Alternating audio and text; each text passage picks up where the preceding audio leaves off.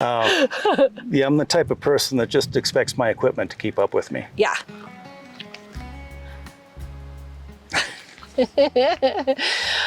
Ooh, Steve and I are out here in Wyoming at a place called Vidavoo, and we thought this would be a really beautiful place to stop and give you 8 more things you should know about this lens.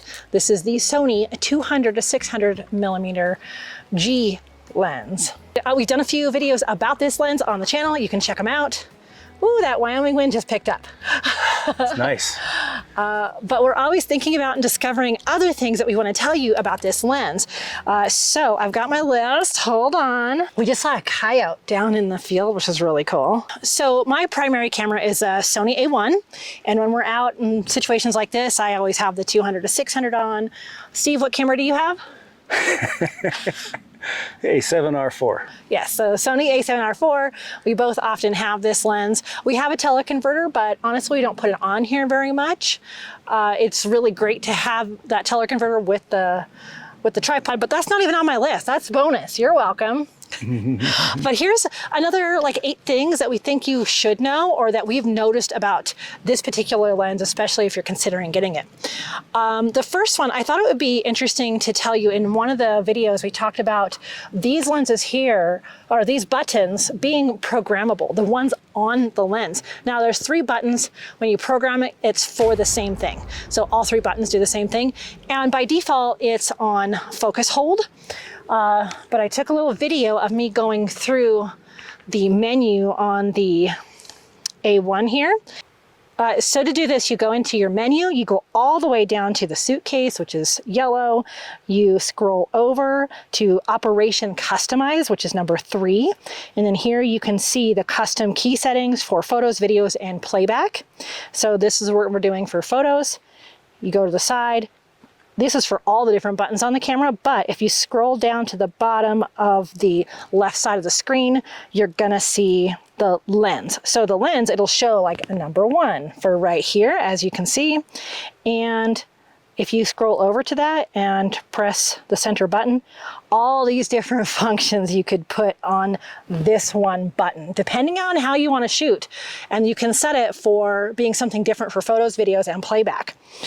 So it's on focus hold. It can be autofocus, aperture, all the different kind of focusing, face eye detect, focus assist, peaking, all kinds of things you can put on that button. So I thought it would be cool to show you just really quick through the menu how to get to programming that button. So that's number 1. The second thing that we like about this lens is there's no lens creep, there's internal zoom. So Steve, you want to move the zoom around? So this lens isn't moving, and that is so helpful for lens creep. Have you ever had a lens where the external zoom, and if you held it like on your hip or you're looking straight up for a bird or something, and slowly the lens itself will just move? That is so annoying. And I think that's kind of something on an older lens, but we don't get any lens creep at all. I think the tension on there is just right, and being internal, it doesn't want to just zoom out and zoom in, you know, move all around by itself. So I love that also about this lens. The other thing to kind of go along with that, so for number 3, is because of it's all internal, I feel like it's better sealed. So when you have a lens that it zooms from the exterior, I've gotten things underneath that piece. So it stays cleaner. There's nothing to get caught under this because it's not zooming in and out outside. So I do think that the lens stays cleaner that way. Mm-hmm. Yeah? Yep. Okay. Number 4. This is something we learned from another channel, or a couple different channels, and we've been experimenting with it. Is something you should know is these lens hoods are very deep. Like this part, this whole thing is the lens hood.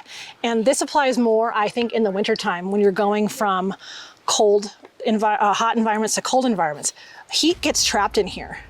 So we've experimented with that. Yeah, and you just about anything where you get a high temperature difference between the camera and the air around it.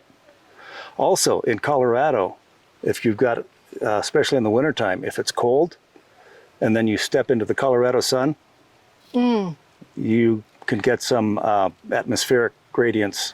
Yeah, and distortion. Inside the lens. Yeah. So sometimes, like, we might, it's in the winter maybe, it's hot in the house. We see something flying outside and we step out the back door with this on and the heat stays in this lens hood.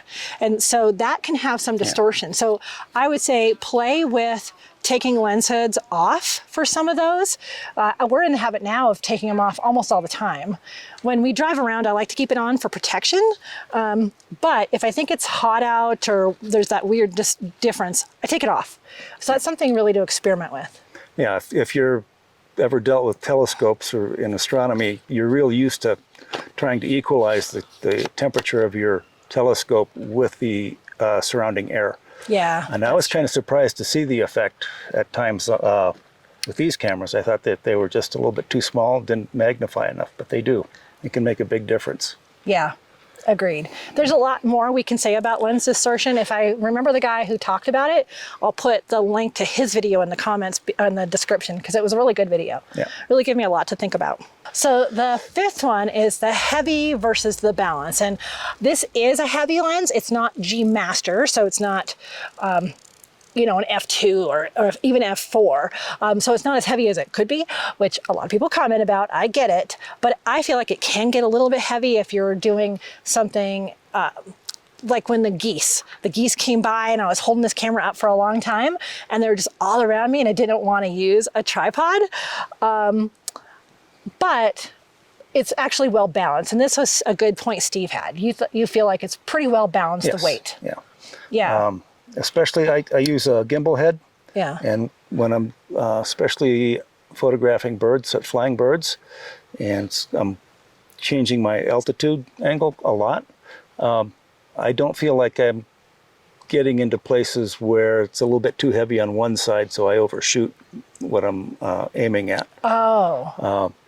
And Yeah. so once it's set up, So if you do from here to here, Yeah. that is really well balanced. Yeah. Gotcha. Right. Gotcha. I'm gonna add one more. Also, when I'm shooting, just carrying it, when I swing it up, it just, there's the center of balance with the camera and the lens is where my hand is holding the handle. Good point. So I'm not having to counter heavier glass up front. Good foot and a half, 14 Right? inches in front of me. It's good sized. Yeah. I think along with that, number 6 is the position of the foot. You really like that. Yes, it makes a great handle. Yes, I'm always carrying it by the foot. And I've seen other photographers, especially on YouTube, use it just as that. Actually, there's a couple of them actually put the foot on top so that they can just pick it up and have it. Yeah, so like that. you can rotate it. The collar rotates around and you can just hold it like that. Yeah. Generally, I don't like that because I carry it, and then when I see something, if the handle's on the bottom, my foot's on the bottom, I could bring it up and start shooting right away. Exactly. Yeah, I don't either. But you know, one of the other videos we talked about, we'd like a different foot, but we both have different feet that we've attached. But I think the placement of the foot's really nice. It's beautiful. Yep. Even though it's not a G Master, we think the weather sealing and the toughness, number 7, is pretty good. Yeah. This is covered in dirt right now. Like, I don't know if you could tell how filthy these are because we take these in rain and snow and dirt and mountains and in our car and they flop around. Well, that was bad. We don't want to do that. Yeah, I'm the type of person that just expects my equipment to keep up with me. Yeah. And okay, if it gets broken, it gets broken. But yeah, I don't coddle my Which equipment. it did. If you've seen that video, you know we had to send it in for repair. But weather sealing and everything, again, I think because it's interior, I feel like the sealing and the toughness. It's nice. For this level of lens. Yep. You know, this is a $2,000 lens. The step up from this that everybody says we should get is $13,000. $13,000? Yeah. Okay. So the 600 f4 is $13,000. So for $2,000, the weather sealing I think is pretty great. And I've had it out in rain and all kinds of places. Yes. Yeah, we have. Wind, sand. Snow. Oh my gosh. Yeah. And then the last one that we really like about this 200 to 600 lens is the quarter turn throw. Tell us what we mean by the quarter turn throw. you can zoom it. Literally, I can just put my thumb on it and zoom the full range. Without, you don't rotate Yeah, through. from 200 to 600 millimeters. It's just a quarter turn of the barrel. Yeah. So yeah, you can move anywhere you want in that range very quickly with just basically a flick of your thumb, the way I hold it. Yeah, so same here. So right now I'm at 600. If I wanted to go to 200, right there, I'm at 200. 600, 200. So it's only a quarter turn around the barrel.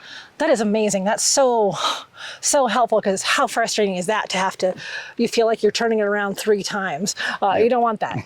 So that's number 8. That's the 8 things that we also like and thought you should know about the 200 to 600 millimeter Sony G lens.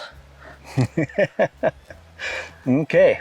All right. Well, thanks for watching. What do we always say? Boop the like button, please. Oh, the like button. Don't forget that. We really appreciate Thank you very much. it. Yes. I would program this to the like button, but you can't reach it. So maybe program yours to the like button. This analogy is not working for me. Like, subscribe, all that. We're going to continue on this beautiful trail in Wyoming, and we'll see you in the next one. Yep. Okay. Okay. All right, bye. See ya. Okay, I see. So I'm going to do that one again. Okay. So number 2 is people coming down the trail. For half hour, we've been here and no one's been on the trail. Half an hour. All right. I'm just going to stop for a second.